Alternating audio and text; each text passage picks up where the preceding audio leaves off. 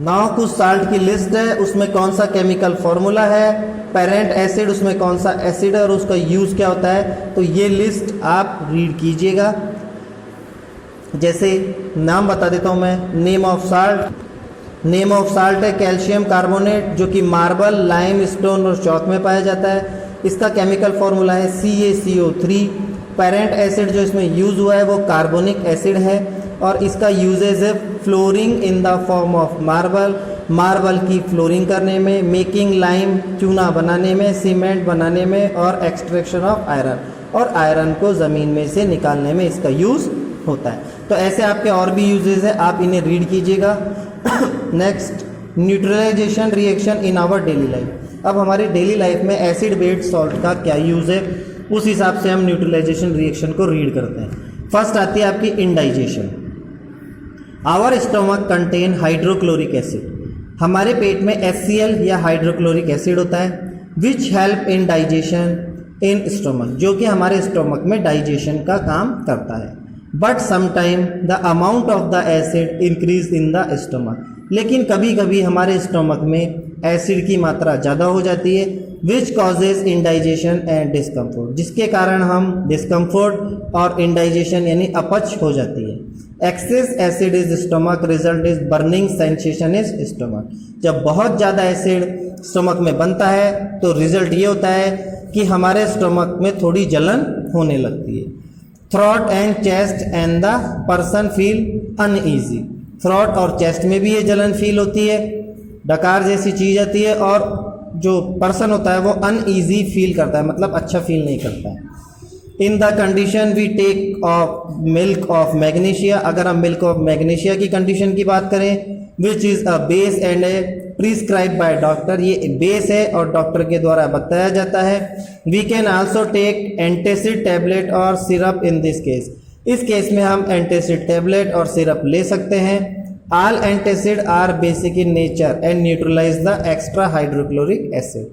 जितने भी एंटीसिड होते हैं वो नेचर में बेसिक होते हैं और हाइड्रोक्लोरिक एसिड को स्टोमक में जाके न्यूट्रलाइज कर देते हैं in the stomach and we get instant relief, और हमें कुछ ही सेकंड्स में रिलीफ मिल जाता है। नेक्स्ट आता है आपका आंट और बी स्टिंग। आंट और bee sting contain acid. Ant यानी चींटी और मधुमक्खी के डंक में एसिड होता है। Red ant sting contain formic acid. जो लाल चींटी होती है उसके डंक में फॉर्मिक एसिड होता है, while black ant sting contain tartaric acid, और जो ब्लैक आंट होती है उसमें टार्टरिक एसिड होता है। When an ant bites it pushes its sting in our skin। जब आंट हमें काटती है तो उसका स्टिंग हमारी स्किन में एंटर कर जाता है। We feel pain, हमें दर्द होता है because of ant sting, क्योंकि हमें डंक लगा है।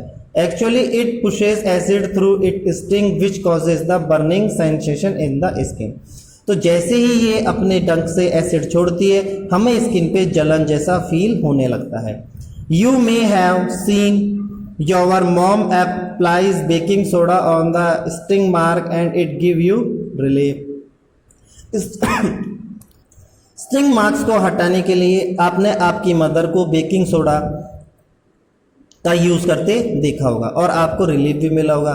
In fact baking soda is a base, क्योंकि बेकिंग सोडा बेस है and it neutralize the acid from sting and give relief. तो ये स्टिंग मार्क्स को या स्टिंग में जो एसिड होता है उसे न्यूट्रलाइज कर देता है।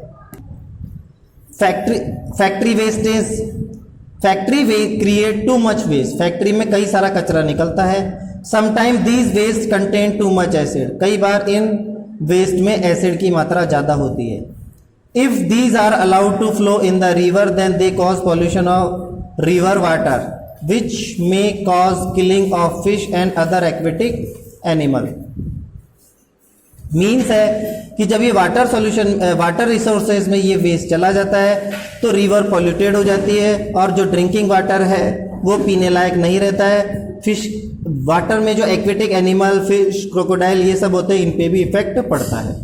Contaminated water is harmful for human consumption also. दूषित जो पानी होता है वो हमारे लिए ठीक नहीं होता है। Government has made it mandatory for factories to set up influence treatment facility. Government ने कुछ कानून बनाए हैं जिससे फैक्ट्रीज का ट्रीटमेंट फैसिलिटीज दी गई है। These effluent treatment facilities use bases to neutralize an acidic influence coming out the factories. तो जो फैक्ट्री से निकलने वाला एसिड वेस्ट होता है उसमें कुछ बेसेस मिला दिया जाता है ताकि वो न्यूट्रलाइज हो जाता है. After that effluent can be safely released in water. उसके बाद उस पानी को वाटर में छोड़ दिया जाता है.